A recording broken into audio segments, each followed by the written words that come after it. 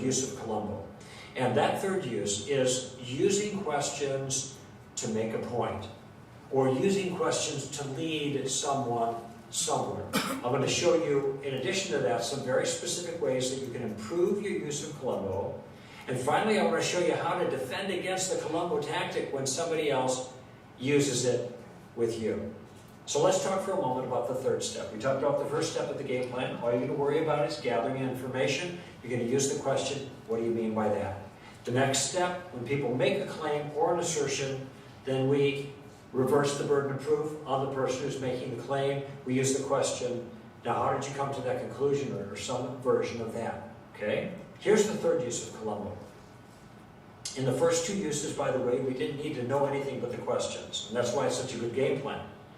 In the third use of Columbo, you got to know something. If you're going to use questions to make a point, you got to know the point that you're going to make. Think of it like you have a target, and target is the point you want to make. The questions that you use are going to be arrows shooting at the target, so you have to have the target in view. Now, there are two different ways that you can use this, two different kinds of targets, I guess, is the best way to put it. You can use questions to advance your own point of view. So let's say you want to make a point. How do you do that? Use the Columbo tactic. We'll talk about how to do that.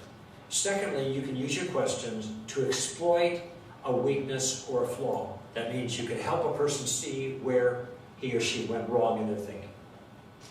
Let me go back just for a moment to something I said a moment ago. In the first two uses of Columbo, you don't need to know anything but the questions. That's the strength of it for beginners. If you want to use Columbo in a more aggressive way, the third use of Columbo, you're going to make a point. You need to know the point you want to make. You need to know, say, the solution to the problem, if there's a problem in view.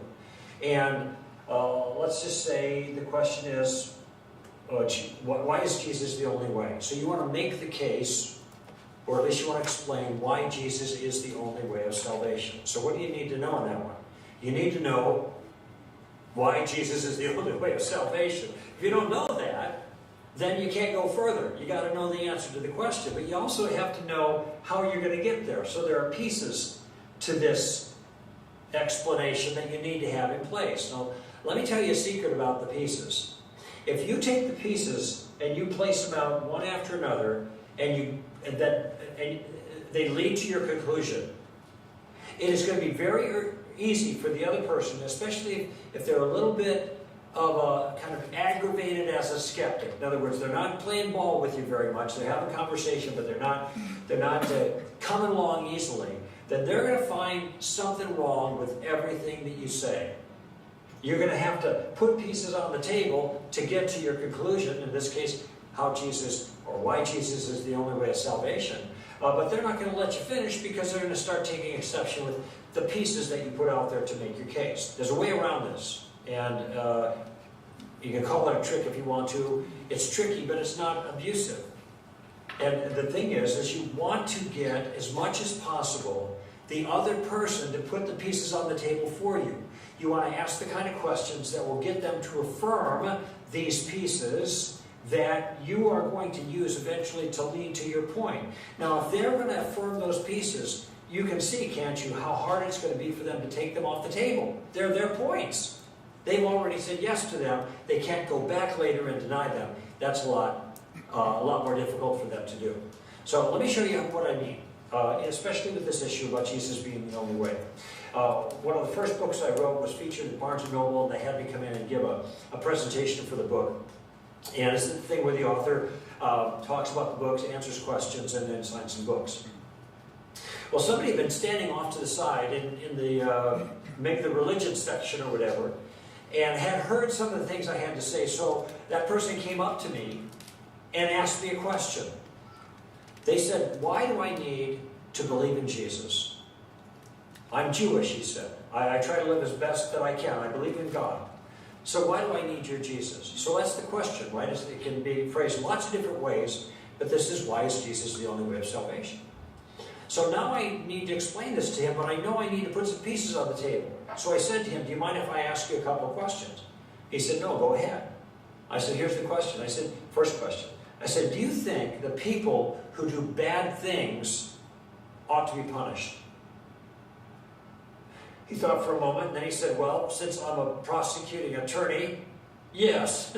Now, I got lucky in the attorney part. I didn't know that about him, but most people do have this intuition, this deep understanding of justice that people who do bad things ought to pay for them. Okay? So good.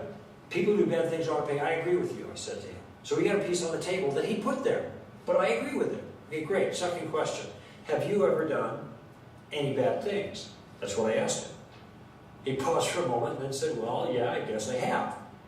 Now, if he would have said he's never done any bad things, I would have said, can I talk to your wife? Everybody's done bad things. We all know this. He was just being honest with me. Okay, fine. There's another piece on the table. I said, I agree with you. I said, now, do you know where we've gotten here? Look where we've come in just 2 questions. This is what I said to him.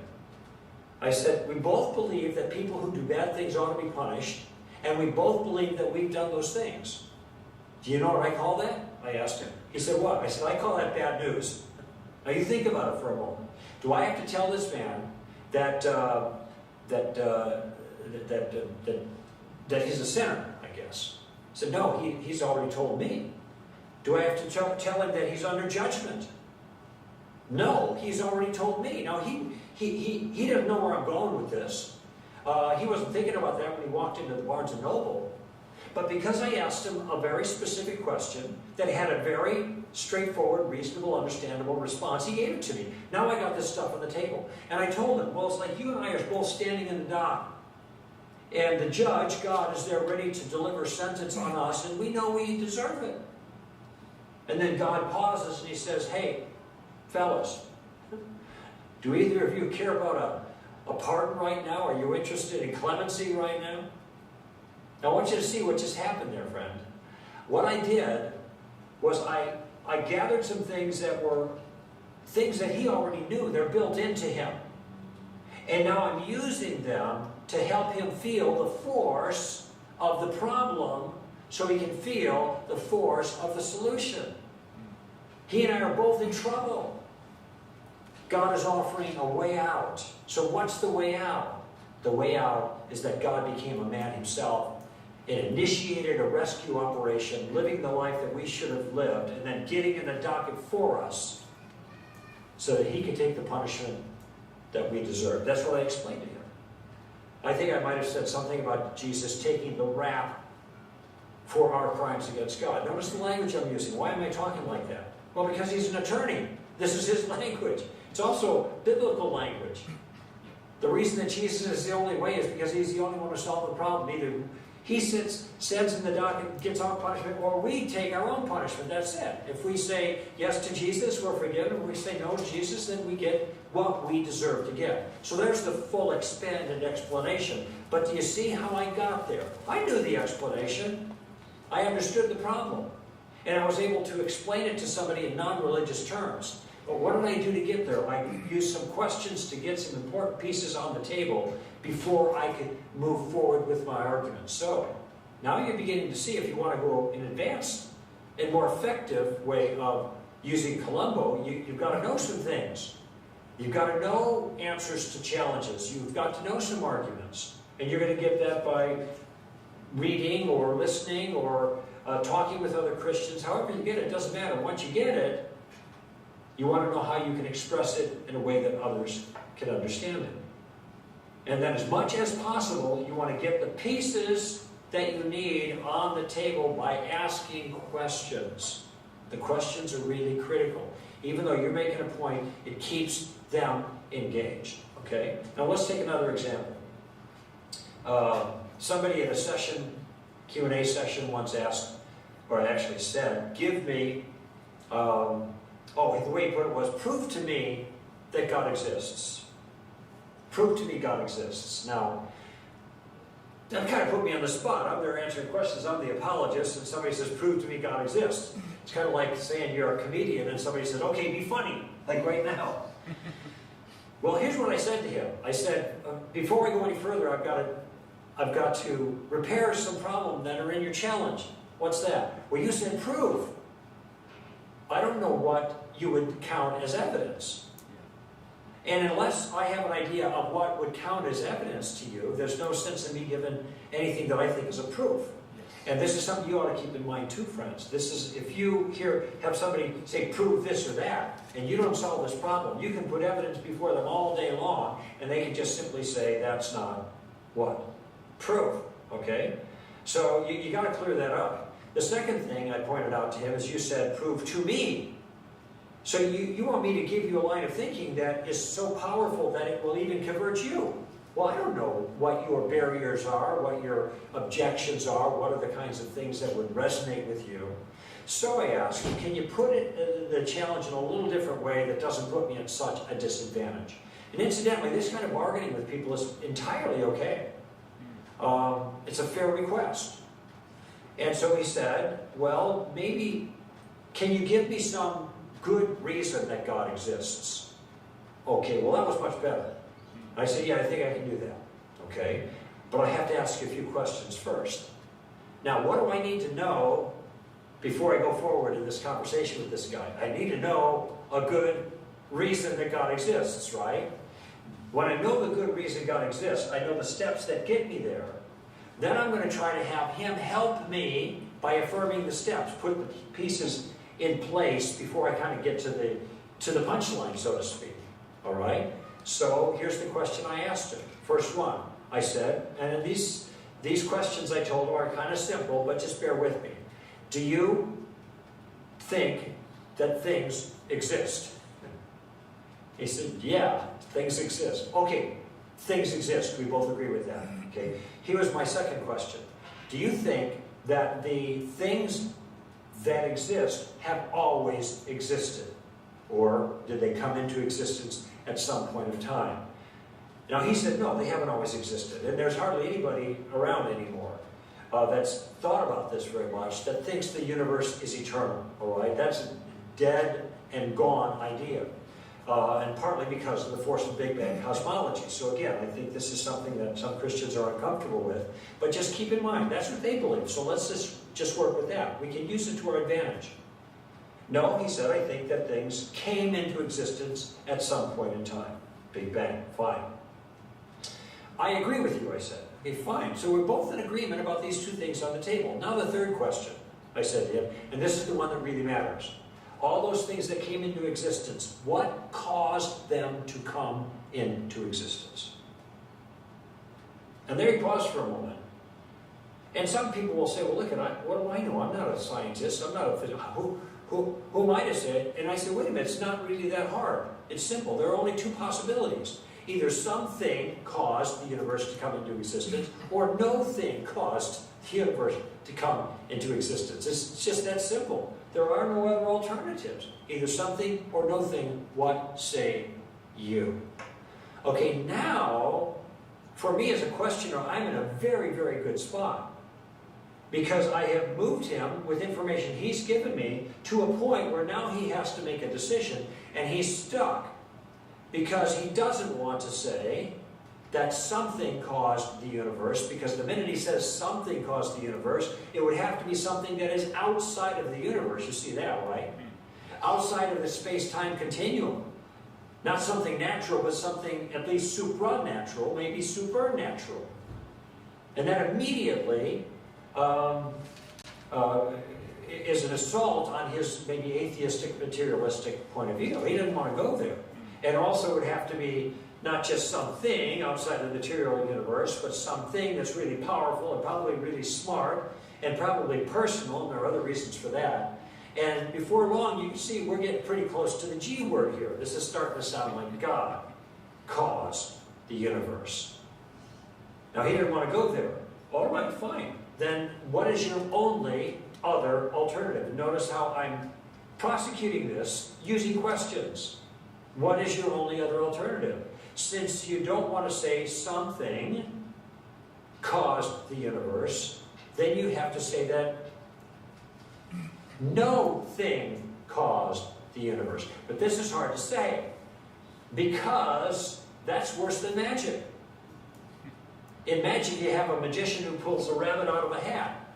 Here you have no hat, and you have no magician. You just have a rabbit, the universe coming into existence. This is wildly counterintuitive. Yes. When a wife comes home from work and sees the new Mercedes SL, sitting in the garage, she asked her husband, honey, where'd that Mercedes come from? He said, I don't know, honey, it just popped into existence out of nothing for no reason. Now, if you were his wife, would you buy that? No, of course not. This is not reasonable. Now, maybe somebody might say, it's possible. Okay, I'm not going to argue with that. We're not trying to convince them that, that our view is absolutely necessary that God exists and created the universe. We just want to show them that it's the odds-on favorite. And that's what I'm doing here. Notice how I make this case, though. I'm using Colombo number 3 to make a point. The point is, in this case, that God exists. But I have to know the reason, or some reasons why God exists, and I have to know how to work through that argument, and I use the questions to get as many pieces on the table as I can, and then I use them to go to my ending and then see what he says, okay?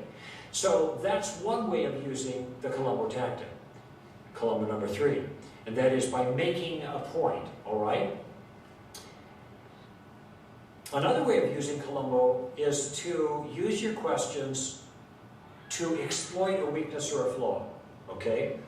So in the third use of Colombo, you can use it to advance a point, or if you see something wrong in somebody's point of view, you don't want to point it out directly, you want to use a question to get there if you can. Now again, you have to know what's wrong with their view, and how do you know that? Well, a lot of times it just requires you to concentrate, pay attention, and think about what's being said, and see if the things, we know what they think, and we know why they think it. We got to see whether those two connect. Are the reasons adequate to the task of the point of view that they're defending? Okay? That's the real issue here. Now, it may be that you don't know what's wrong. And again, then you're just going to have to just let it lie for the moment. But these are the kinds of things that we can learn in the books. Here is the place we put that book learning into play. Okay? There's no special formula here. You just got to be alert. All right? Listen carefully. Think about what was said. Okay? Once you've done that, once you've seen what the error happens to be, you want to try to exploit this error, again, by using Colombo, where you want to use a question. And this Colombo number 3, it does take a little bit more practice than the others. But in time, you'll improve. It requires a little bit of insight. It isn't always easy, but you'll find yourself getting there as time goes on. So don't be discouraged. All right? Once you find a challenge or a flaw that you want to exploit, you want to get the parts on the table exactly the same way and use those pieces to make your point. Now, the examples are the best way to learn this. So, how about this? Somebody says you're intolerant. And this is the kind of thing, or you're bigoted, or you're narrow-minded, or whatever. This is the kind of thing that happens all the time in public conversation with people who don't like your point of view. And instead of dealing with the point of view, they'll just call you a name. Now, you might say it sometimes to the other person, look, ridicule is not an argument, which would be a fair thing to say. But in this particular case, we're going to respond by using what? Questions, okay? We're going to use our Colombo tactic. And when somebody calls you intolerant, the first thing that I recommend that you do, whenever they call you any name, is you ask them the first Colombo question. What do you mean by that? That is, what am I doing right now that makes you think that I'm somebody who has this vice called intolerance? And he says, well, you think you're right. And this is generally what's motivating this challenge. You think you're right, and you think everybody else is wrong. Okay, what do you think? Do you think that when I advance a point of view, do you think that I think I'm right? Of course I do. That's why I believe what I do. I believe it's true. If I didn't believe what I believed was true, I wouldn't believe it. I believe something else and think that was true instead. But I'm not the only one in this conversation that believes he's right, and that's the point I want you to get. He's getting on my case because I think I'm right, but guess what? That person thinks he's right too. And so now I have another question. Yes, I think I'm right, but I could be mistaken. I'm willing to say that, but let me ask you a question. Do you think you're right? And what's he going to say? I'm wrong about everything I believe? No, he's going to say, yeah, of course I think I'm right. Now, once in a while, people will say, well, I think I'm right for me. You know, and they'll do that, the relativist two-step there. And if they say, well, I'm just right for me, then you say, well, then why are you talking to me right now? Sounds to me like you're correcting me. I'm doing something wrong, you got it right, I got it wrong, you want me to believe like you believe. So the fact is, he does think he's right. Okay, now I've got my third question. Okay, I know how this works, I got it in my mind, I'm using questions to get to a point. He says, you're intolerant? I say, what do you mean by that? He said, you think you're right? Well, yeah, I do, but let me ask you a question. Do you think you're right? Yeah, of course he does. Here's my final question. Why is it that when I think I'm right, I'm intolerant? But when you think you're right, you're just right? What am I missing here? Now, I say that to him, but I'm not missing anything. I know what's going on here. He has reduced our conversation to common name calling. He is just calling me a name. He's calling me intolerant or bigoted or whatever it happens to be. And he's using that to substitute for reasonable conversation. What if I turned to him when he called me intolerant and I said, well, you're ugly, and your mom dresses you funny? No, I wouldn't say that kind of thing because it's not polite and it's not on point. Yes. The guy could be really ugly and really right. Has nothing to do with it. Why am I going through this conversation with him this way? I'm trying to show him this flaw, that he is just simply resorting to name calling to make a point, which is bad manners and bad thinking. And I want him to get back on the point. Whenever anybody shifts the conversation to attacking the person rather than attacking the point, you know they've made a mistake. And this is a mistake you can exploit with a little thoughtful, advanced questioning and hopefully help that person to see where they're making their mistake. So there's one example of using Columbo number 3 to exploit a weakness or a flaw. Here's another one. This is on the abortion issue. I was at a conference many years ago. We had a table with product on it. A gentleman came up to the table, a Christian. And he said, well, I believe personally that abortion is wrong. That's my personal belief. But I don't think we should be forcing that on other people. Okay? So this is called the modified pro-choice position, and you probably heard politicians use this. Any so-called modification of the pro-choice position is always pro-choice, just to let you know. There is no such thing. Okay, but that's what they call this. Okay? I'm personally against it, but I think that I shouldn't be pushing my views on other people. Okay, so this is the place where you need to ask your first Columbo question. What do you mean by that? And what I said to that man in this particular case is, why are you personally against it? I need a piece of information there. Why are you personally against abortion? You say you're against it. Why are you personally against it? Here's what he said to me. He said, because I think abortion takes the life of an innocent human being. And that's why I would never have an abortion. Okay, so now I got what I needed. And here's what I said to him. Let me just repeat back to you what I thought I heard you say. And you tell me what you think of it. Okay? You actually believe that abortion kills an innocent human child. And you also think that women should be allowed to do this to their children. Is that right? Now, he started shuffling back and forth, and well, what he said was, well, if you put it that way. I said, put it what way? That's your view. Yeah. Am I distorting it? If I'm distorting it, you let me know. But that's what I thought I heard. And that is what I heard. And that is his view. And that's why that kind of view, the modified pro-choice position, is barbaric. If you actually believe that abortion kills an innocent human being, why would you think anybody should be allowed to do that kind of thing? Why would you not enforce that kind of thing? So, what did I do? I used Columbo number 3. I was aware of a weakness. And because I was aware of the weakness, I could see how I wanted to get to my point, that the so-called modified pro-choice position was a bad point of view. Okay? And then I asked some questions to help, actually to get him to help me get to this point. And he was stuck. He couldn't go any further. Now, did I corner him? Yes. Did I trap him? Yes. But it was completely legitimate. Okay, so that gives you an idea how to use Columbo. Number 3, by using questions to make a point. Whether the point is your own point of view or the point you want to make is exploiting a weakness or a flaw. Now I want to talk for a few moments about how to improve your Columbo skill. How do you get better at this? I think the best way to improve your Columbo skills is to work on the challenges when the pressure's off. Now, when is the pressure going to be off? It's not when you're talking to somebody. That's the pressure is on. It's either going to be before or after. So that's going to give us some insight as to how to best improve. And I want you to think about 3 words. Anticipate. That is before your event, before your conversation, anticipate. Reflect. That's afterwards. And practice. Anticipate, reflect, and practice. Or role play, if you will. In other words, what you want to try to do, in some cases, is to anticipate objections and think of questions in advance. I mean, maybe you've had some things that have stumped you. You've engaged with somebody before, and they just caught you by surprise. You haven't known how to respond to that issue. Well, figure out what the right response is.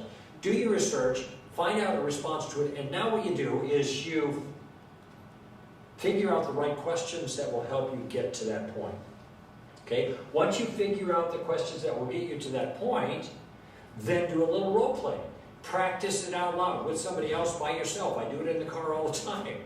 I'm thinking, oh, well, what would he say to me? Well, he'd say this, but then I'd say this, but then he'd say that, then I would say this.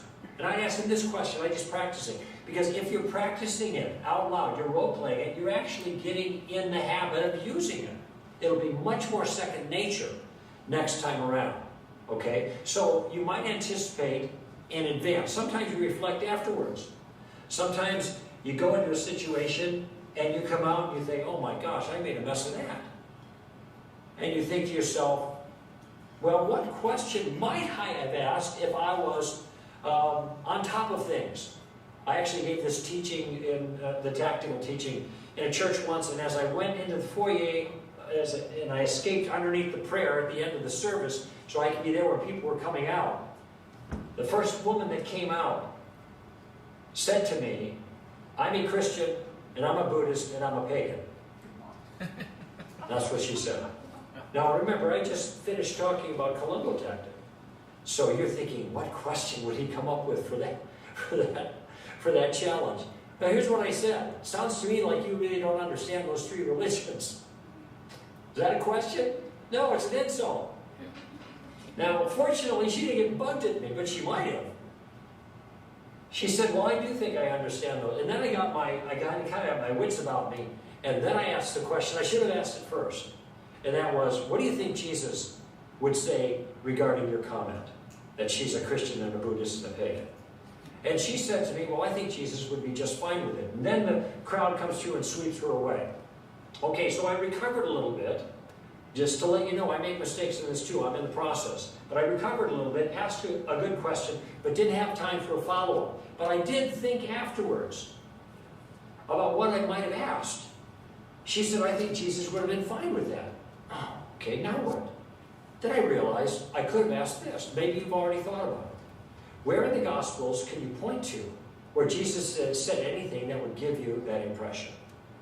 Now, I know the Gospels have no place in them where Jesus would suggest such a thing. He was a Torah-observant Jew. He was not a pluralist. He was the one who said, it's the narrow gate, not the wide gate. The narrow gate to salvation. The wide gate leads to destruction. Okay? So Jesus was narrow. But notice how I came up with that after the conversation was over. So I reflected back. So how do you improve your Columbo technique? Either you prepare in advance and then you role play it. That is, you figure out an answer to a challenge and the questions that will help you deal with the challenge, and you role play it. Or you come off a bad performance, think about how badly you did, and then you ask yourself, well, what could I have done to improve under those circumstances? And then you offer that angle, but also by questions. Figure out the questions for that, and then role play. Okay? Now let me underscore the significance of practice. It increases your practical experience because you're actually going through the dialogue, but you're doing it in a safe environment. So try to anticipate maybe the turns or approach that your other person might take in conversation. Anticipate how you'd respond and what they might say in response, and then role play out loud if possible, and let the ideas sink in a little bit. And I'll tell you, if you practice in advance, when these issues come up, you'll be ready because you've already rehearsed your response to them. It really works. I mean, take my word for it. It really works. It's the same way, by the way, political candidates prepare for televised debates, or comedians prepare for They're spontaneous kind of funnies on talk shows. They come in and how are these guys so funny when just at the drop of a pin? But that is the way it happens. It happens because they practiced in advance. So now I want to talk just towards the end here about how you can defend against Columbo. Because I know some of you are thinking, this is a great thing. I can see how I can be in the driver's seat of the conversation. I can use these questions and really make progress. But what if somebody uses Columbo against me? All right, now we said there are 3 parts to Columbo. Columbo number 1, gathering information. What do you mean by that? Do you think I'm afraid of that question? I'm not afraid of that question. I like telling people what I mean by that. And plus, I've given some thought to what I mean by that. So you shouldn't have any problem with Columbo number 1. What about Columbo number 2? The second use of Columbo, gathering, or rather, reversing the burden of proof. And the question is, how'd you come to that conclusion? Do you think I'm scared of that problem? No, I love it when people ask me how I came to the conclusion. Because I have come to conclusions about things. I know the reasons why I believe. And so I'm not concerned about that at all. And neither should you be if you're a good student of Christianity. It's the third one you have to worry about. Because sometimes Columbo number 3 can be used against you in a manipulative kind of way. That is, the other person is going on the offensive against you and they're asking questions that you sense are meant to set you up or trap you so he can exploit what he thinks are weaknesses in your own view.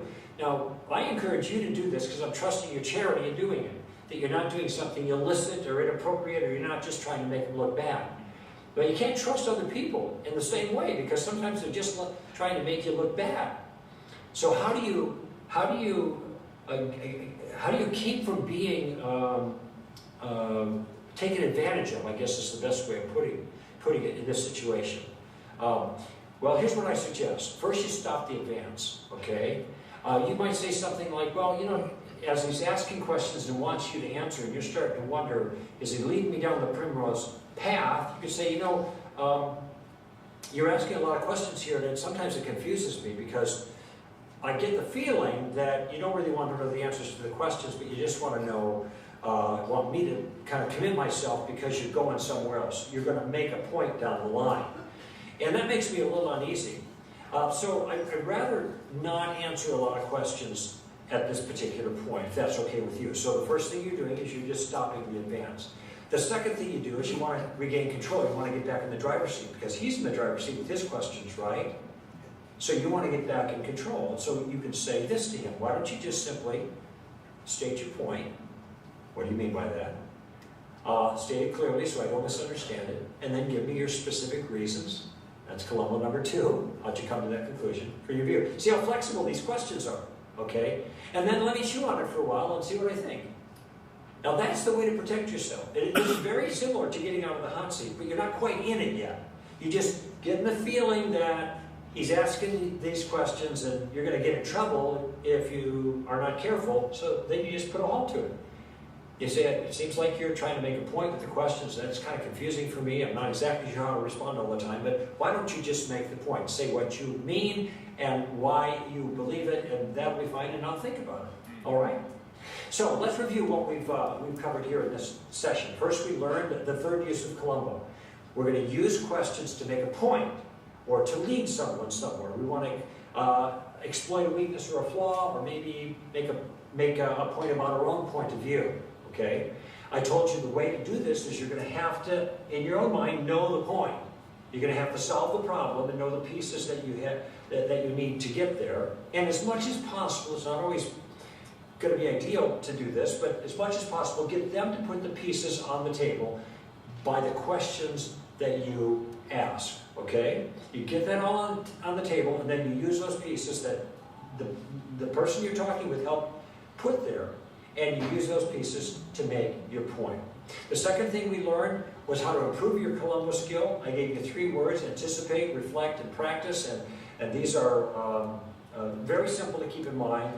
Either before you anticipate the problems, or after you take a look at what you've done and reflect on how badly you did. In either of those cases, the pressure's off. So you can work on those issues and then work on the questions that can get you where you want them to take you. And then role play it. This is really important. And the more you role play it, the more natural it's going to become. And then finally, we learn how to defend against the Columbo tactic when it's used against you. The first question of Columbo, you shouldn't have to worry about it. The second question of Columbo, you shouldn't have to worry about it. But the third one, where they're using questions to lead you, then you want to stop the advance. You want to say, well, why don't you just make your point and let me respond to it. So you're stopping the advance, then you're regaining control by asking him to change his approach, but still giving him a chance to make his point, okay? So that's how that works. Now, I want you to do some homework before your next session. Here's what I want you to do in the next few days or week, whatever. I want you to find a friend or two, and I want you to teach them the basics of Columbo 1, 2, and 3. You know it's not that hard. I've already given it to you. You've got a notebook right there you can use. Let them know what you're learning, how it's helping you, and explain to them the basic facts. Walk through them as best you can. And encourage them to just start using Columbo number 1 to get used to it, gathering information. And they can do that for a week or two to get kind of rolling. And if you teach it to them, I guarantee you, you're going to learn it better for yourself. Now in our next session, we'll learn one good way to discover a certain type of weakness or a flaw. I call that tactic the suicide tactic, and we'll talk about it then. 1, 2. Okay, fantastic. And I love all this so much. Okay, so we've got a few minutes before we need to break for service and to get ready. So let me just throw out immediately to you any thoughts, questions. Perhaps you're watching that and you're kind of like, I don't get any of that, or I'm not sure the application, or what does that look like, or just you didn't understand something of that. We can throw out some thoughts and then we'll do a bit of a review. Yeah, Philip, and you've got the mic. Thank you so much. The thing is that the part where he says like something had to create something and all of that, and Yes. like, you know, basically God had to create the universe as opposed to it just coming out of like dust and all of that. Yes. Yeah, okay, I get that. But the one thing that was not mentioned is that when you say that to people, then they're going to ask the question, yeah, but then who created God? Yeah, some people will ask that, of course, absolutely. But that wasn't mentioned. No, and you can't mention everything, of course. Let me throw it out to you. If someone did say that, they're throwing back the question on you, so they're reversing that. What would be the first thing you would do? Well, pull out a Bible verse that said that it's based on... No, let's use Columbo. What would we do? So we would ask a question. So you want to reverse that. So again, this is the whole point of the Columbo idea. If someone asks that, well, who created God?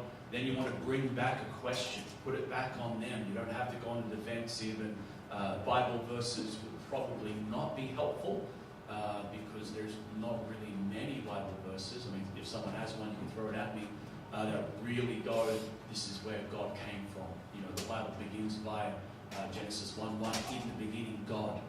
So it just presupposes the idea of God exists. So what would be, so it's a great thought, so what would be a question, or what would be something you would bring back to that? Because that could happen, that may happen then. Someone tries to reverse that. So what would you say? Come on, we're on the move, we're thinking, switch the brains on. Who's caffeinated this morning? Got some coffee in the system, ready to go, hydrated, caffeinated, spiritually alert and alive at 10:15 in the morning. Yes, Marty? The thing that comes to mind when if someone were to ask me where does God come from, Yes. I would then ask, well, where did the thing that created God come from, and then where did the thing that created that come from? Yeah, So very good. where's the chain going? Yes, absolutely. Yeah, so there's so many things you could say. It depends where you want to go. Even the thought that if they're volunteering that information, we could ask them, so you're acknowledging there is a God. There's a creator. If they say that to you, because that's what they're doing, where did God come from? So you're acknowledging there is a creator. Okay, very good. Or, yes, then it would be an endless question, where did the originator come from? And I think he mentioned it, just as it's a good thought, he flew past it very quickly, that obviously if there is something, and he used the word something, that created everything or started, that something would have to be outside of the universe. And so immediately we're talking about a supernatural being that is outside of the natural and therefore not created. He's outside of creation, so he's not a created thing. And all that understanding is important about the nature of God. He's outside of time, space. He's not created. He's creator. He has to be outside of all of those things. But again, a question to put it back on them is the key. Because it's very easy to go, oh, but, you know, and then all of a sudden we are the ones being intimidated and we're on the defensive. We have to be able to ask a question and put it back on them and begin to expose the flaw, perhaps. Well, that last point you made was probably sounds the most reasonable response, in my opinion. Yeah, definitely. God, and that's important. If there is a God, he must be, by definition, outside of creation, time, space, and therefore he's not a created being. He's, That brings good clarity. yeah, he's internal. Very good. Okay. Other thoughts, questions? Joanne? I haven't been in all of them, but I do remember maybe right at the beginning with the question for a question, Yes. that just asking somebody the question that they've asked you was Yeah. just the beginning, like, well, where do you think God came from? Or where do Yeah. you think? And then, as I understand it, as if they choose to answer that question, which usually people have an idea of why they don't think God is real, that when they're answering that question, they will begin to reveal their reasons why they don't think God exists, but then they're giving us information in that. Is that correct? Is that the idea? Yeah, and there's many things that happen, but we would, by asking questions, you would begin to understand, in that example specifically, what they mean by God, what they understand God to be. And it does give you time, and you mentioned that in one of the earlier sessions. So, you know, when something's dropped on you, to have this spontaneous answer is very difficult. So when you ask a question, you're immediately giving yourself time to begin to process that and think about it and then bring a response. And so you might ask a question, they might bring another response, and that hasn't advanced anything terribly well. But what has happened is you've given yourself time and you can begin to think about some of those responses or truths that you might want to bring up. And you're obviously still in conversation. And you're still in conversation. Absolutely. And that's the beautiful part. You're handballing it back to them, and the question keeps the whole thing moving. Yeah, very good. Other thoughts? Very good. Good input, good questions. He's talking about perfecting Columbo. I think let's just run through what he said. He made two clear points just to reaffirm, because he said a lot this morning, and I think it's important. It's very valid what you asked, Philip. That was a good question. What's very important, though, is not just the information that we're dealing with here, but it's the tactic. So that's what you've got to remember. He mentioned abortion in there. He mentioned different scenarios. It's not about the situation. It's about the tactics. So it's about how we're dealing with people. That's what you've got to take away from this. So he spoke about two things. He said, well, let me throw it out to you. He said the two uses of questions in perfecting Columbo. The third step is what? Those two things that he wants us to do. He said we use questions to do this, and we use questions to do that. So what are those two main things we just learned this morning? This is a good test from what we were talking about. Eden, yes, if you've got one of those or two of those. And again, he said this is the third use of Columbo, is we use questions to A and questions to B. Yes. From what I remember, he said that we use questions to gather information and then to use that as like puzzle pieces, but to know the answer and then to use like their questions Yes. to get them to your point. Yeah, that's right. So in basic language, you said we use questions to make a point. So probably in step 2, we're more gathering, because step 2 is, how did you come to that conclusion? That was last week, the week before, I should say. So that's more number 2. How do you come to that conclusion? They're giving you information then. And then the point this morning is that we then use questions to make a point. We've gone through 1 and 2, and we're going to use questions to make a point. And then the second part of that is he said we use questions to HUDs. Was it the defend part, like the last part? No. It was kind of at the end. It was the key part. This is the key this morning. This is the central part of all that we just heard. And so, to 1, make a point, or secondly, and he sort of spoke about this for a while, Marty. To exploit a flaw. Yeah, to exploit or to expose a flaw. And again, that's not to expose the person. It's not personal. It's not like you're trying to wait to trap them. We're not trapping people, but we want to expose the flaw because they probably believe something that's just ridiculous. And so, he used the example of intolerance. What a wonderful example. People love throwing that around. Oh, you're just intolerant. And so to ask a question and engage with that and expose the flaw, that, the very way you're using that word is wrong, the application is wrong, and if it's true according to your definition, you're also intolerant. And so to expose the flaw, and again, it's the flaw of the argument, not the person. So we're not attacking people, we're not trying to derail a person, otherwise witnessing become just, knocking someone down to the ground in their argument, and they feel all broken, and then you've just destroyed someone in the streets, and you walk away from them like you got the victory. We've got to bring truth to them. So we're exposing the flaw, because when you knock down the flaws, people will begin to see the place of truth. Yeah, John. Yeah, he used the line attacking the point. Yes. Yeah, very I good. think that's really, you have to be wise and mindful. Totally. Because even in doing that, you Yeah. can still use the wrong words Absolutely. or be too aggressive in your, Yeah. because you're taking offense or defense and Yes. you're delivering, your questions in an aggressive manner. So I think that Totally. Yeah, you can't attack the person.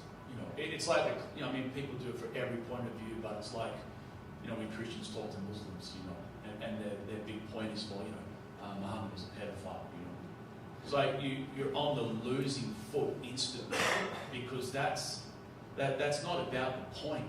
That's personal.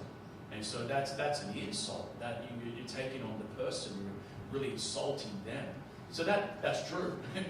Muhammad was a pedophile, but that may not be the best thing to say if you're going to try to win them. Because you're not just trying to defeat them in an argument, you're trying to win them to Christ. So, it's important that we balance those two things out, because they can cross over. And some Christians are just defensive. And they're very good at being offensive. Do you have a question up the back, someone? No? Yeah. I was just going to input, I was reading How to Win Friends and Influence People, and it makes a point about that. Yeah, correct. Criticism is almost never helpful. Yes. Because even if you are right and you bring all the right points, Yes. but you offend them, Yeah. that's all they're going to take from you. Yeah, absolutely. Yeah, And, totally. Yeah. Yeah. And you can do that. He hasn't touched on it really yet, but when you're talking to people, you can be, even if they believe something totally, they come from this religion or this background, it's not wrong to say, man, I really appreciate your point of view and what you just explained, and I understand that. And then be able to bring something else, a question or a segue. But to honour people and, oh man, I understand that. Not to go like, oh, that's the dumbest thing I've ever heard. Let me tell you what I believe, you're losing the conversation. So the way we interact with people is important. And again, the tactics. So again, we'll wrap up now, but the key thought is the third piece of Columbo, is using questions still. The whole series is questions in this part, but using questions to make a point. You've gone through the first, gathering information, all those things, and now you're making a point. You're bringing them to some point of truth, or you're exposing the flaw, that they've said something, there's a clear flaw in that, and you're using questions to expose that and help them to see what they believe has no solid ground. And so that's the point of Columbo number 3. And I would encourage you with what he encouraged us with, that you take some time this week to perhaps personally and practically do that with someone. He said teach it to someone, perhaps I kind of thought when I was sitting down, well, we've all just heard it this morning, so there's no use doing it to each other. But now I'm realising perhaps that may actually be very effective. You could get together with someone who's here in the Bible hour and say, hey, let me just teach you Columbo, and that'll probably help to at least reaffirm that truth in you as you speak it, or secondly, reaffirm it in them. So I encourage you to do that this week in fellowship somewhere. Bring up Columbo, and hey, you were there, but let me tell you about question 1, question 2, and then the third point of how we use those questions to make a point or to expose the flaw. So I encourage you to do that with someone, and that'll help you, that'll help them, and perhaps help you be fruitful in talking to people, not just defending people, or perhaps just not talking to anybody, that you'll begin to engage people because you have confidence. No, you know what? I can navigate this. I can ask some questions, and I can move through conversations effectively because of these tactics. So do that. That'll be a great blessing. We'll pause it there. Next week on to the suicide tactic. But let's have a break for 5 minutes and be ready for service at 10:30. God bless you.